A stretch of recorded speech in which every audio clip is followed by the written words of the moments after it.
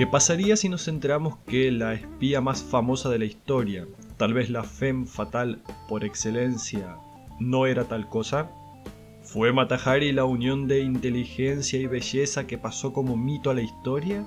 ¿O simplemente la repetición de un cuento mal contado? Hoy, en Microdosis, los falsos secretos de Mata Hari.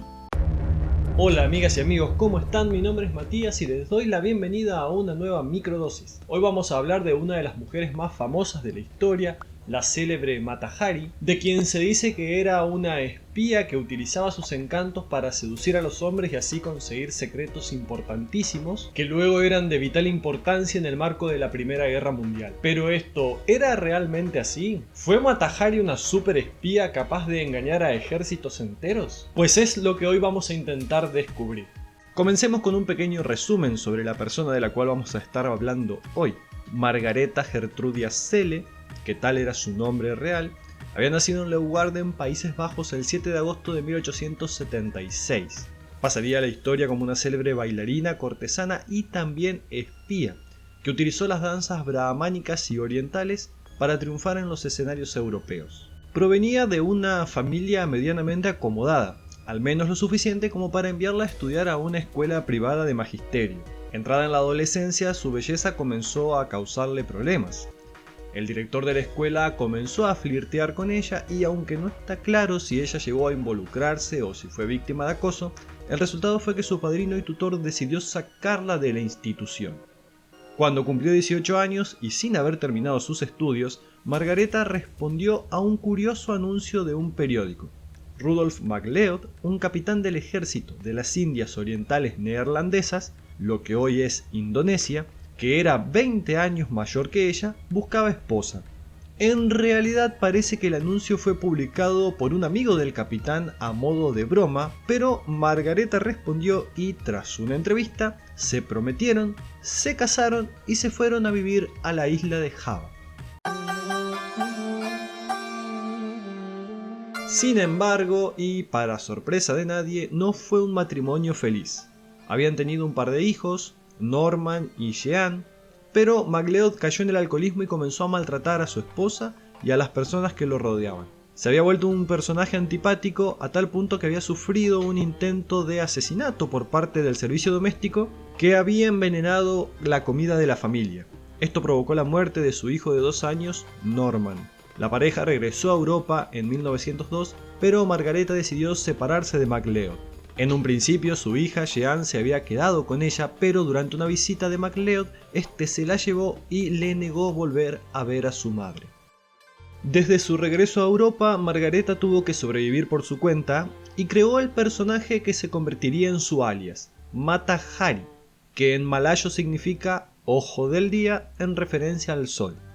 Durante los años que había vivido en Indonesia, había adquirido un conocimiento superficial de la cultura local, pero lo bastante convincente como para engañar al público europeo que, en su inmensa mayoría, desconocía totalmente aquella parte del mundo.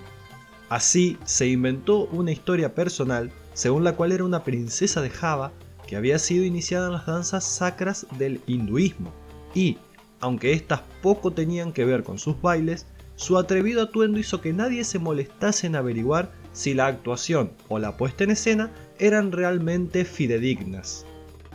Se instaló en París, comenzó a trabajar en un circo y protagonizó un ascenso meteórico a la fama que le permitió dar el salto a las salas de espectáculo y pronto a las fiestas privadas, convirtiéndose en la bailarina más famosa y cotizada de la capital francesa. Su atuendo se hizo cada vez más revelador, y aunque se publicitaba como bailarina exótica, habría sido más exacto decir que era una bailarina erótica. Mientras bailaba, se iba despojando de las escasas telas que llevaba hasta el punto de quedarse casi desnuda, con la excepción de un peto enjollado que le cubría los senos y que fue la única pieza que siempre se negó a quitarse. Hay quienes dicen que esto se debe a que estaba avergonzada por su pequeño busto, pero teniendo en cuenta el historial de violencia que había vivido con MacLeod, su ex marido, también existían rumores de que este en un ataque de ira le había arrancado los pezones a mordiscos y que, avergonzada por tales cicatrices, es que Mata Hari nunca se despojaba del peto que le cubría los senos. Su fama, sin duda reforzada por su principesca biografía ficticia, le permitió ganarse bien la vida y relacionarse con la élite, convirtiéndose en la amante de personajes ricos y poderosos.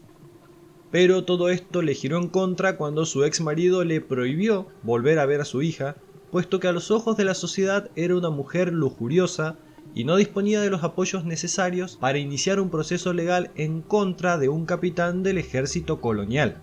Además, a los pocos años empezaron a surgir imitadoras, más jóvenes y atrevidas que ella, por lo que aceptó también trabajos como modelo erótica, posando completamente desnuda excepto por su irrenunciable peto enjollado.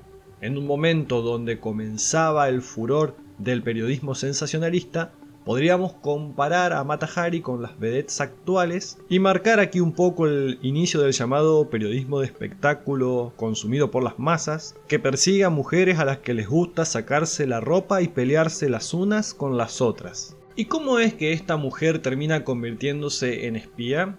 Durante la Primera Guerra Mundial, los Países Bajos se mantuvieron neutrales. Como ciudadana neerlandesa, Mata Hari pudo cruzar las fronteras nacionales libremente. Para evitar los campos de batalla, viajó entre Francia y los Países Bajos a través de España y Gran Bretaña, y sus movimientos atrajeron la atención. Durante la guerra estuvo involucrada en lo que se describió como una relación romántico-sexual muy intensa con un piloto ruso que servía en el ejército francés, el capitán Vadim Maslov, de 23 años, a quien ella llamó el amor de su vida. Maslov era parte de la fuerza expedicionaria rusa de 50.000 enviados al frente occidental en la primavera de 1916. En el verano, Maslov fue derribado y herido de gravedad durante un combate aéreo con los alemanes, perdiendo el ojo izquierdo, lo que llevó a Mata Hari a pedir un permiso para visitar a su amante herido en el hospital de campaña donde se encontraba, cerca del frente. Como ciudadana de un país neutral, normalmente no se le permitiría estar en ese lugar. Sin embargo, fue recibida por agentes del servicio de inteligencia francés, el Deuxième Bureau, que le dijeron que solo le permitirían ver a Maslov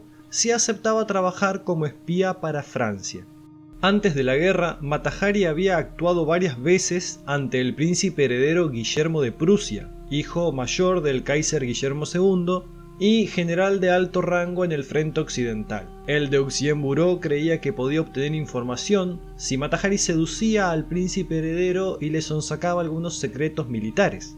La verdad es que el príncipe heredero Guillermo tuvo una participación mínima y había sido la propaganda del gobierno alemán la que había promovido la imagen de un gran príncipe heredero como un sabio guerrero y un hábil estratega digno sucesor de su padre que había hecho a Prusia fuerte y poderosa. Esto se debía a que querían evitar que se filtre que el hombre que se esperaba que fuera el próximo Kaiser era un playboy conocido por ser mujeriego, fiestero, alcohólico, y que pasaba buena parte de su tiempo haciendo intrigas con políticos de extrema derecha con la intención de declarar demente a su padre y quedarse con el poder.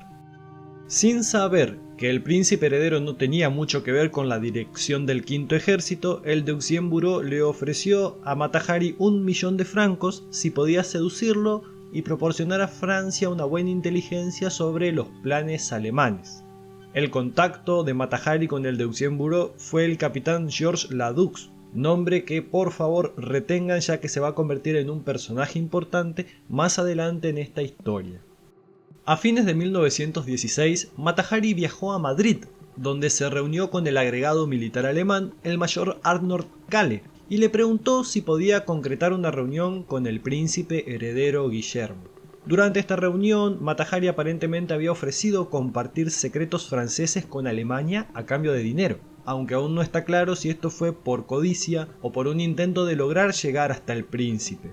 La cuestión es que esta situación ponía a Mata Hari en el rol de un doble espía, cosa que no es para nada sencilla, que requiere de mucha estrategia y de mucha habilidad para poder saber en quién confiar y en quién no, y cuyo grado de dificultad aumenta aún si es como en el caso de Mata Hari, que no tenía la más mínima idea de cómo funcionaba el ejército, la guerra, las comunicaciones, ni las traiciones.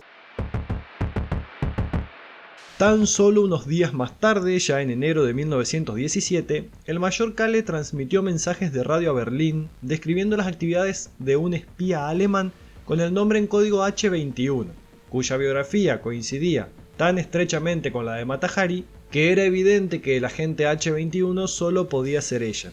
El Deuxième Bureau interceptó los mensajes y, por la información que contenían, identificó a H-21 como Mata Hari.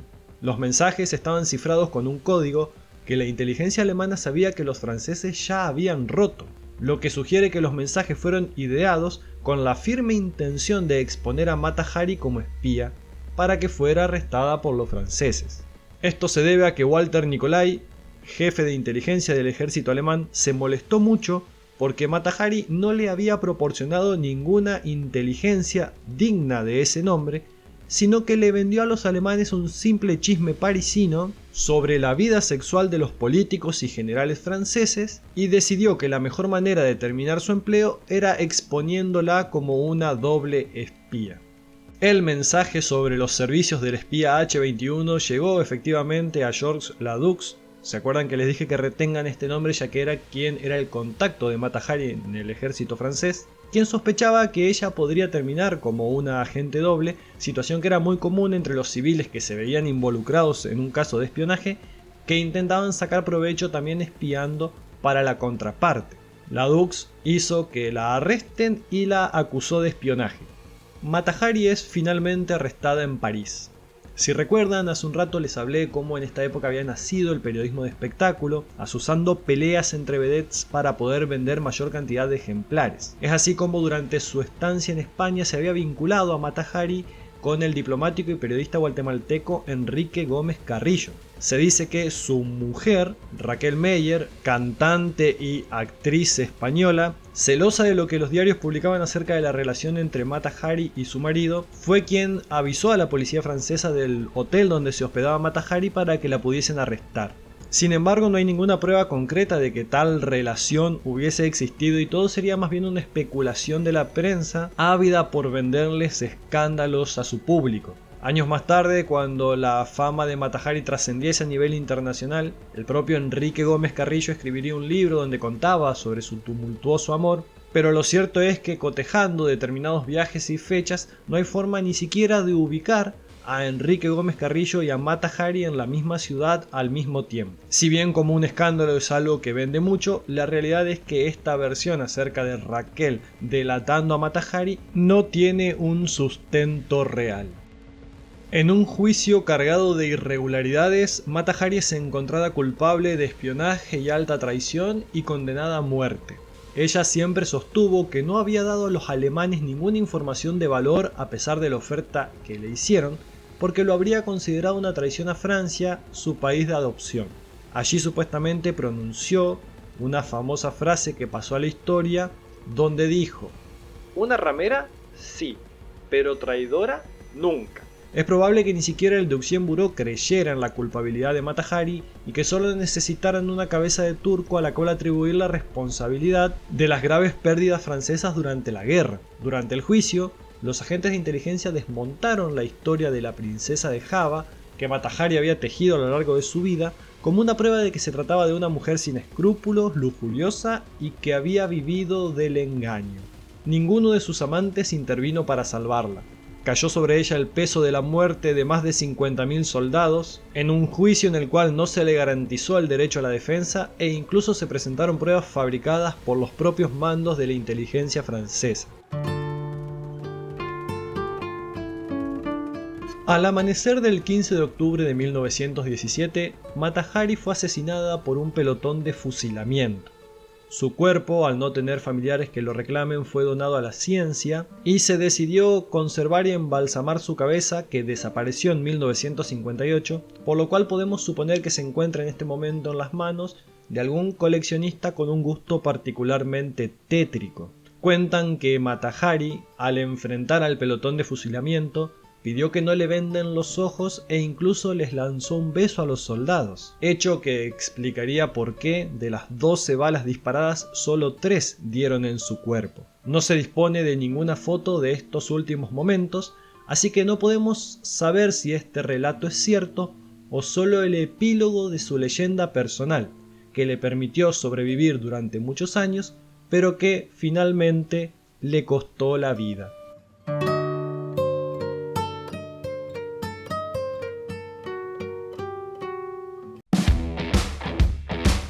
Y hasta aquí la microdosis del día de hoy, gracias por haber estado del otro lado. Contame qué te pareció el capítulo, si ya conocías la historia o no, o si al menos te sonaba el nombre de Mata Hari. Recordá también que podés suscribirte y recomendar este video y este canal a otras personas para formar una comunidad cada vez más grande. Y no olvides seguir las redes sociales de Microdosis, así no te perdés ninguna historia. Cuídense mucho y los espero dentro de 15 días con una nueva microdosis.